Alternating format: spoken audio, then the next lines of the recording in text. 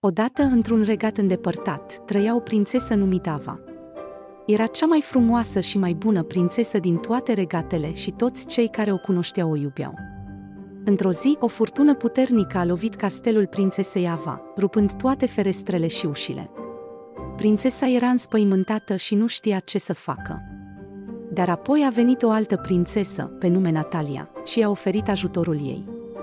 Natalia era o prințesă puternică și curajoasă, care călătorea prin toate regatele și ajuta oamenii în nevoie. Ea a folosit magia ei pentru a repara castelul Avei și a făcut totul să arate ca și înainte. Prințesa Ava a fost atât de recunoscătoare pentru ajutorul Nataliei și a devenit cea mai bună prietenă a ei.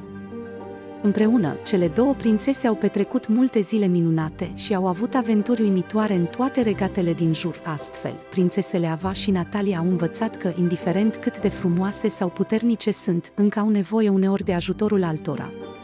Și că o prietenie puternică poate să vindece orice problemă.